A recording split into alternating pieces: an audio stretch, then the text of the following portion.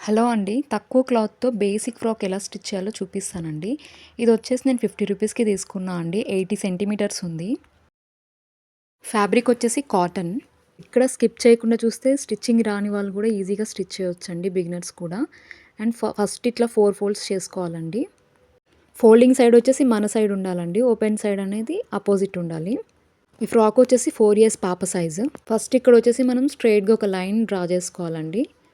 అంటే క్లాత్ మనకి అటు ఇటు ఉంటుంది కదా, అందుకోసము. ఇక్కడ షోల్డర్ వచ్చేసి 11 ఇంచెస్ అండి. సో దానిలో 5.5 తీసుకున్నాను. మీరు కూడా షోల్డర్ ఎంత ఉంటే దానికి సగం తీసుకోండి. తర్వాత షోల్డర్ డౌన్ కోసం 1/2 ఇంచ్ అండి. ఇది తీసుకుంటే మనకి ఇక్కడ షోల్డర్ దగ్గర మంచి ఫిట్టింగ్ అనేది వస్తుంది. ఇంకా ఆర్మ్ హోల్ వచ్చేసి 5 ఇంచెస్ అండి. మ్యాక్సిమం మనం షోల్డర్ ఎంత తీసుకుంటామో ఆర్మ్ హోల్ కూడా అంతే తీసుకోవాలి. కాకపోతే ఇక్కడ 1/2 ఇంచ్ తగ్గించాను నేను. అండ్ ఇక్కడ వచ్చేసి నేను 5 ఇంచే తీసుకుంటున్నా, ఎందుకంటే మా పాప కొంచెం సన్నగా ఉంటుంది కాబట్టి. ఆల్రెడీ ప్రీవియస్ వీడియోస్లో నేను చెప్పాను దీని గురించి. మీ పాప హెల్తీగా ఉంటే మాత్రం 5.5 షోల్డర్ ఎంత తీసుకుంటే కింద కూడా అంతే తీసుకోవచ్చు. అండ్ ఇక్కడ 1.5 పెట్టుకొని ఇలా ఒక కర్వ్ డ్రా చేసుకోవాలి. ఇక్కడ చెస్ట్ వచ్చేసి 6.5 అండి. మనకి టోటల్ చెస్ట్ ఎంత అయితే ఉంటుందో దాన్ని డివైడెడ్ బై 4 చేసుకోవాలి. అండ్ 26 ఉంది కాబట్టి 6.5 పెట్టాను. ఇక్కడ 1.5 వచ్చేసి మార్జిన్ అండి. ఇక్కడ పైన టాప్ హైట్ వచ్చేసి ఇక్కడ 9.5 అండి. దానికి ప్లస్ 1 ఇంచ్ యాడ్ చేసి 10.5 పెడుతున్నా. అంటే పైన షోల్డర్ దగ్గర కింద మనకి హాఫ్ ఇంచ్ స్టిచ్లోకి వెళ్ళిపోతుంది కాబట్టి టోటల్ 10.5. ఇదేంటంటే పిల్లలకైనా పెద్దలకైనా ఫ్రాక్స్ కోసము మనం బెల్లీ పాయింట్ ఉంటుంది కదండి, బెల్లీ పాయింట్కి కొంచెం పైకి తీసుకోవాలి మనము మెజర్మెంట్ అనేది. బెల్లీ పాయింట్కి ఒక 1 ఇంచ్ పైన తీసుకోవాలి. ఆ మెజర్మెంట్ వచ్చేసి ఇక్కడ నాకు 9.5 వచ్చింది. తర్వాత ఇక్కడ వచ్చేసి వేస్ట్ సైజ్ అండి. ఇక్కడ వేస్ట్ సైజ్ వచ్చేసి 22 అండి. దాన్ని డివైడెడ్ బై 4 చేస్తే నాకు 5.5 వచ్చింది. ప్లస్ 1 ఇంచ్ అనేది ప్లేట్స్ కోసం వదిలాను. ఇంకా 1.5 మార్జిన్ కోసము. ఇట్లా పైన కింద ఇట్లా జాయిన్ చేసేసుకోవాలండి లైన్స్. అండ్ ఇక్కడ వచ్చేసి వేస్ట్ సైజ్ ఎంతైతే ఉంటుందో అక్కడ నుంచి ఒక సెంటర్కి మార్క్ చేసుకొని కొంచెం పైకి తీసుకోవాలండి మనం. అక్కడ నుంచి ఒక 1/2 ఇంచ్ అంతా. ఏ ఫ్రాక్ అయినా ఇలానే తీసుకోవాలండి. అప్పుడు ఫినిషింగ్ నీట్గా వస్తుంది. తర్వాత ఇలా కట్ చేసేసుకోవాలి. ఇప్పుడు బ్యాక్ని సపరేట్ చేసేసి ఓన్లీ ఫ్రంట్ పెట్టుకోవాలి. ఫ్రంట్ నెక్ విడ్త్ వచ్చేసి 2.5 ఇంచెస్ అండి. అండ్ దాని లెంత్ వచ్చేసి 2 ఇంచెస్. నార్మల్గా 2 ఇంచెస్ 3 ఇంచెస్ కూడా తీసుకుంటారు. కాకపోతే ఇక్కడ బోట్ నెక్ లాగా పెడదామని విడ్త్ వచ్చేసి 2.5 తీసుకున్నా, లెంత్ వచ్చేసి 2 ఇంచెస్ తీసుకున్నా. సో ఇట్లా రౌండ్ నెక్ డ్రా చేసుకోవాలండి. రౌండ్ నెక్కి అన్నిటికన్నా ఈజీ, తొందరగా కూడా అయిపోతుంది. తర్వాత ఆర్మ్ హోల్ కొంచెం డీప్ తీసుకోవాలండి. ఓన్లీ ఫ్రంట్ నెక్కే ఒక 1/2 ఇంచ్ అంతా తీసుకోవాలి. తర్వాత షోల్డర్ డౌన్ తీసుకున్నాం కదా, అక్కడ ఇట్లా క్రాస్గా డ్రా చేసుకోవాలండి. బ్యాక్ దానికి కూడా మనం షోల్డర్ డౌన్ కట్ చేయలేదు కాబట్టి 2 కలిపి కట్ చేసుకున్నాను. తర్వాత బ్యాక్ సపరేట్ చేసేసేయాలి. ఇప్పుడు ఆర్మ్ హోల్ కూడా కట్ చేసేసుకోవాలి. అంతే. ఇంకా ఇప్పుడు బ్యాక్ నెక్ మనం నెక్ డ్రా చేద్దామండి. 2.5 and 1.5 length round neck draw చేసుకున్నాను. ఇప్పుడు ఫ్రంట్ బ్యాక్ అయిపోయింది కదా. సో దీనికోసం లైనింగ్ తీసుకున్నానండి. ఇది ఎట్లుందో అట్లా పెట్టేసుకొని కొంచెం ఒక 1/2 ఇంచ్ అంతా తీసుకొని ఎక్స్ట్రా తీసుకొని కట్ చేసేసుకోవాలి. లైనింగ్ కూడా 4 ఫోల్డ్స్ పెట్టుకోవాలండి. అండ్ కింద బాటమ్ పార్ట్ కోసము హైట్ వచ్చేసి 17 ఇంచెస్ తీసుకుంటున్నా. అంటే దీని హైట్ 16 ఇంచెస్ అనమాట. దానికి 1 ఇంచ్ యాడ్ చేసి 17 ఇంచెస్ తీసుకున్నా. పైన కూడా ఇక్కడ మనకు స్ట్రైట్గా ఉంది కదా, ఆ పీస్ కట్ చేసేసాను. అంతే అండి, 4 ఫోల్డ్స్ ఉంటుంది. అంటే ఇంత చిన్న క్లాత్తో ఎట్లా ఫ్రాక్ స్టిచ్ చేయొచ్చు అని ఇట్లా పైన పార్ట్కి ఇట్లా జాయిన్ చేసి స్టిచ్ చేసుకోవాలండి. చిన్న చిన్న ప్లీట్స్ వస్తాయి అంతే. ఇప్పుడు మనకి ఇంతే క్లాత్ మిగిలిందండి మొత్తం 80 సెంటీమీటర్స్లో. సో దీంతో మనం హ్యాండ్స్ ఎలా స్టిచ్ చేయొచ్చో చూపిస్తాను నేను. ఇప్పుడు కటింగ్ అయిపోయింది కదండి. ఇప్పుడు మనం ఫ్రంట్ నెక్ అనేది కట్ చేసుకోవాలి. నెక్స్ కట్ చేయలేదు కదా, దానికోసం ఇది బక్రం పీస్ తీసుకున్నానండి. ఇది వేస్తే కొంచెం మనకి ఇక్కడ నెక్ దగ్గర కొంచెం మంచిగా ఉంటుందండి, అంటే ఇట్లా ఫోల్డ్ అవ్వకుండా. సో 3 ఒకేసారి కట్ చేసేసుకుంటున్నా. ఇట్లా పిన్స్తో సెక్యూర్ చేసుకొని కదలకుండా ఉండడం కోసం ఇలా కట్ చేసేసుకోవాలండి అంతే. ఇప్పుడు దీనికి కూడా ఒక రౌండ్ షేప్ అనేది ఇస్తున్నా.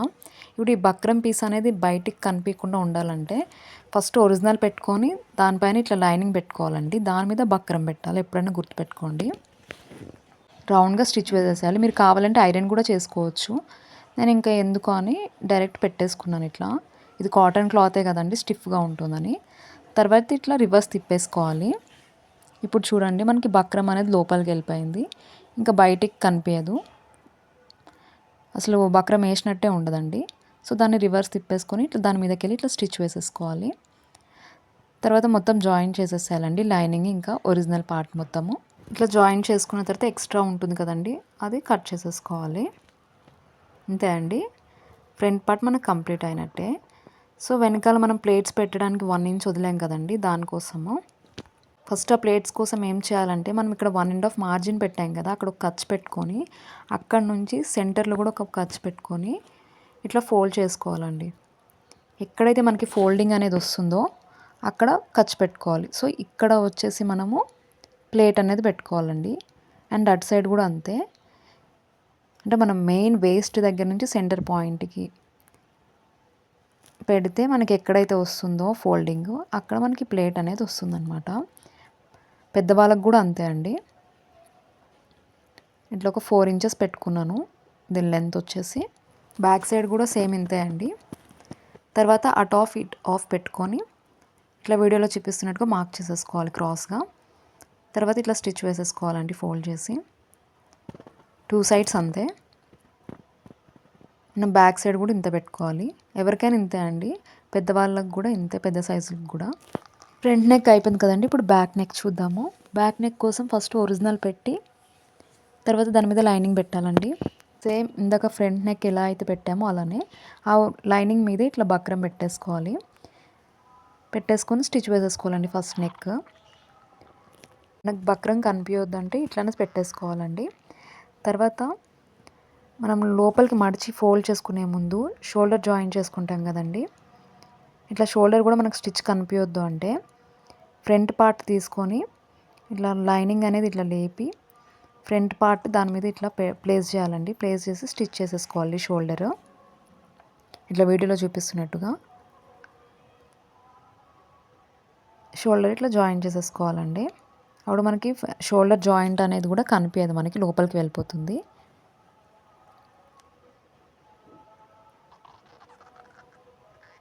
అంతే అండి, షోల్డర్ జాయిన్ చేసేసుకున్నాను. ఇప్పుడు రివర్స్ చేసేసుకోవాలి లైనింగ్ అనేది. ఇట్లా గుంజాలండి, ఇక్కడ షోల్డర్ ఎక్కడైతే అటాచ్ చేసామో అక్కడ కొంచెం ఇట్లా లాగినట్టు చేయాలి. అంతే అండి, అయిపోయినట్టే. మనకి షోల్డర్ కూడా ఒకసారి చూడండి, దీనికి జాయింట్ కూడా మనం కనిపిస్తలేదు, లోపలికి వెళ్ళిపోతుంది. అంతే అండి, ఇప్పుడు నెక్స్ట్ స్టిచ్ వేసేసుకోవాలి. చాలామందికి తెలిసి ఉండొచ్చు, కాకపోతే ఓన్లీ బిగినర్స్ కోసమే వీడియో చేస్తున్నాను అండి. తర్వాత జాయిన్ చేసేసుకోవాలి, ఒరిజినల్ లైనింగ్ మీద పెట్టి ఇట్లా జాయిన్ చేసేసుకోవాలి. ఆ ఎక్స్ట్రా ఉన్నదంతా కట్ చేసేసుకోవాలండి. తర్వాత మనం వెనకాల హుక్స్ కాజాల కోసం అనేసి నేను మధ్యలో ఇట్లా కట్ చేసేస్తున్నాను అండి, ఫోల్డ్ చేసి. ఇక్కడ హుక్స్ కాజా పట్టీల కోసం అని 2 స్ట్రిప్స్ తీసుకున్నా. మనకి హుక్ పట్టీ వచ్చేసి కొంచెం సన్నగానే ఉండాలండి, లైక్ ఒక 1.5 ఇంచ్ అంత ఉండాలి. ఇప్పుడు ఇక్కడ నెక్ దగ్గర ఇట్లా ఫోల్డ్ చేసుకోవాలండి, ఎందుకంటే ఆల్రెడీ మనం నెక్ స్టిచ్ చేసేసాం కాబట్టి దీని స్టిచ్చింగ్ కనిపించదు కాబట్టి అక్కడ కొంచెం ఫోల్డ్ చేసుకొని ఇట్లా రివర్స్ తిప్పేసుకోవాలి. తిప్పుకొని ఇప్పుడు డైరెక్ట్ ఫోల్డ్ చేసేసేయాలండి, మొత్తానికి వెనకాలకి ఇట్లా ఫోల్డ్ చేసి స్టిచ్ వేసేసుకోవాలి. అంతే, మనకు కాజా పట్టి రెడీ అయిపోయినట్టే, సారీ అండి, హుక్ పట్టి రెడీ అయిపోయినట్టే. తర్వాత కాజా పట్టి కోసం ఒక స్ట్రిప్ తీసుకోవాలండి, అది దగ్గర 2.5 ఉండాలి. ఇది కూడా సేమ్ ఇట్లా ఫోల్డ్ చేసేసుకోవాలండి. ఇది మనకి కాజా పట్టి అనేది బయటకు కూడా కనిపించాలి కదా, అందుకోసమే డబల్ తీసుకుంటున్నాము. ఇట్లా ఫోల్డ్ చేయాలండి, ఇట్లా వీడియోలో చూపిస్తున్నట్టుగా ఫోల్డ్ చేసి స్టిచ్ వేసేసేయాలి. అంతే అండి, కాజా పట్టి రెడీ అయిపోయినట్టే. ఇదే మనం ఫ్రంట్ పార్ట్కి ఎట్లయితే ప్లేట్స్ పెట్టుకున్నాం బ్యాక్ కూడా అట్లనే ప్లేట్స్ పెట్టేసుకోవాలి. అంతే అండి. తర్వాత హుక్ పట్టి అనేది కాజా పట్టి మీద పెట్టి ఇట్లా జాయిన్ చేసినట్టు ఒక స్టిచ్ వేసుకోవాలండి. అంతే జాయింట్ అయిపోయింది. తర్వాత మనం ఆర్మ్ హోల్ కూడా క్లోజ్ చేయాలి కదా, దానికోసం క్రాస్ స్ట్రిప్స్ తీసుకున్నానండి. ఇట్లా అది కూడా ఒక 1/4 ఇంచ్ ఉండాలి. తీసుకొని ఇట్లా వీడియోలో చూపిస్తున్నట్టుగా జాయిన్ చేసి ఇట్లా చిన్న చిన్న కట్స్ ఇవ్వాలి. తర్వాత ఇట్లా ఒక ఫోల్డ్ చేసి దాని మీద స్టిచ్ వేసేసుకోవాలి. మెయిన్ ఇది స్టిచ్ చేయడానికి కారణం ఏంటి అంటే తక్కువ క్లాత్తో కూడా మనం ఫ్రాక్ స్టిచ్ చేసుకోవచ్చు అనండి. మన ఇంట్లో మిగులుతాయి కదా క్లాత్స్, వాటిని వేస్ట్ చేయకుండా ఇట్లా స్టిచ్ చేసుకోవచ్చు అని. తర్వాత దాన్ని ఇట్లా ఫోల్డ్ చేసి స్టిచ్ చేసేసుకోవాలండి. ఒకసారి చూసిరు కదా మీరు వీడియోలో. ఇంతే అండి, ఫినిషింగ్ ఎంత బాగా వచ్చింది చూడండి. అండ్ ఇంకో సైడ్ కూడా అట్లనే స్టిచ్ చేసేసుకోవాలి. అయిపోయిందండి. ఆర్మ్ హోల్ కూడా అయిపోయింది, నెక్ అయిపోయింది, ఆర్మ్ హోల్ అయిపోయింది, హుక్స్ కాజా పట్టి అయిపోయింది. నెక్స్ట్ హ్యాండ్ అండి. హ్యాండ్ కోసం నేను చిన్న పీస్ మిగిలిందని చెప్పాను కదండి, దాంతో ఇట్లా చిన్న చిన్న ఫ్రిల్స్ పెట్టుకున్నాను. సో దానికోసం 3 ఇంచెస్ తీసుకున్నానండి విడ్త్. అండ్ పొడవు మన దగ్గర ఎంత ఉంటే అంత.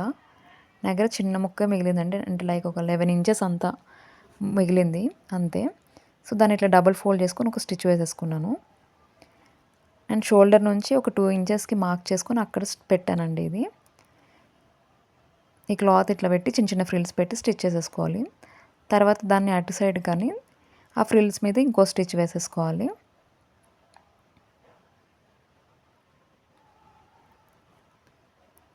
ఇట్లా ఫస్ట్ టైం ట్రై చేసిన అండి. సో తర్వాత జాయిన్ చేసేసుకోవాలి. 1.5 పెట్టాం కదా మనము, మార్జిన్ కోసం 1.5 పెట్టాం కదా. సో అట్లా పెట్టేసుకొని మార్క్ చేసుకొని స్టిచ్ వేసేసుకోవాలండి 2 సైడ్స్ అంతే. ఇంకా పక్కన కూడా ఇట్లా స్టిచ్ వేసుకున్న తర్వాత పక్కన కూడా ఒక 2-3 జాయింట్స్ వేసుకోవాలంటే వేసేసుకోండి, ఇంకో 2-3 స్టిచెస్.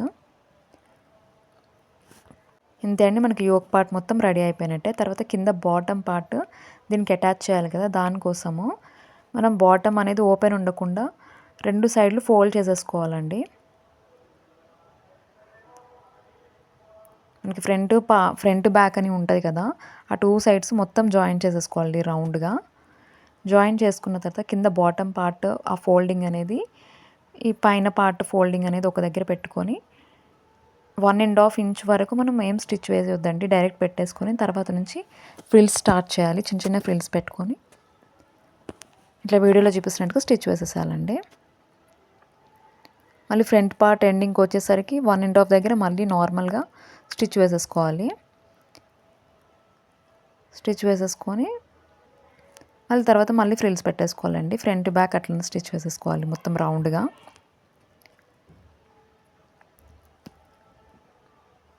అంతే అండి, అయిపోయినట్టే. ఫ్రిల్స్ పెట్టేసుకున్నా తర్వాత కింద ఇట్లా ఫోల్డ్ చేసి స్టిచ్ వేసేసేయాలండి. ఇట్లా వీడియోలో చూపిస్తున్నట్టుగా మొత్తం ఫోల్డ్ చేసేసుకోవాలి రౌండ్గా. అంతే అండి, ఫోల్డ్ చేసేసాను. ఆల్మోస్ట్ మన ఫ్రాక్ రెడీ అయిపోయినట్టే. నెక్స్ట్ ఇది పాకెట్ కోసం అండి. Width 4 inches and height 5 inches అండి. డబుల్ ఫోల్డ్లో 4 ఇంచెస్ పెట్టాను. అండ్ సగం వరకు ఇట్లా స్టిచ్ చేసేసుకోవాలండి, ఎందుకంటే కొంచెం ఓపెన్ పెట్టాలి, మనం రివర్స్ చేయాలి కదా. తర్వాత రివర్స్ చేసేసి దాని మీద ఒక స్టిచ్ వేసేసుకోవాలండి మొత్తానికి. అంతే, ఇంకా ఇది పాకెట్ కోసము. సో కింద అది పెట్టేసేసి స్టిచ్ వేసేసేయాలి. 1 సైడ్ ఓపెన్ పెట్టి మిగతా 3 సైడ్స్ స్టిచ్ వేసేసేయాలండి. పైన సైడ్ ఓపెన్ పెట్టి మిగతా 3 సైడ్స్ స్టిచ్ వేసేసుకోవాలి. అంతే అండి, మన పాకెట్ రెడీ అయిపోయింది. నెక్స్ట్ చిన్న బో స్టిచ్ చేయడానికి కోసము తీసుకున్నా అండి. ఇది కూడా సేమ్ అదే ఎట్లయితే పెట్టామో అట్లనే ఇది కూడా స్టిచ్ చేసేసుకోవాలి. తర్వాత ఇట్లా ఫోల్డ్ చేసి సెంటర్లో ఒక మార్క్ చేసుకున్నా అండి, లైన్ డ్రా చేసుకొని ఒక 2 దారాలు తీసుకోవాలండి. తీసుకొని ఇట్లా వీడియోలో చూపిస్తున్నట్టుగా స్టిచ్ చేసేసుకోవాలి. మొత్తం ఇట్లా చుట్టేసుకోవాలండి దానికి సూదితోటి కుట్టేసేసుకొని నెక్స్ట్ ఒక ఇట్లా స్ట్రిప్ తీసుకోవాలండి చిన్నది, దాన్ని కూడా డబల్ ఫోల్డ్ పెట్టి స్టిచ్ చేసేసుకొని అది ఎంతైతే కావాలో అంత పెట్టేసి స్టిచ్ చేసేసుకోవాలండి. అంతే అండి, మనకి చిన్న బో రెడీ అయిపోయినట్టే. చూసారు కదా, తక్కువ క్లాత్తో మన ఫ్రాక్ రెడీ అయిపోయింది. ప్లీజ్ ఈ వీడియో నచ్చితే లైక్ చేయండి. ఇంకా మంచి మంచి వీడియోస్ కోసం సబ్స్క్రైబ్ చేసుకోండి ప్లీజ్. Thanks for watching.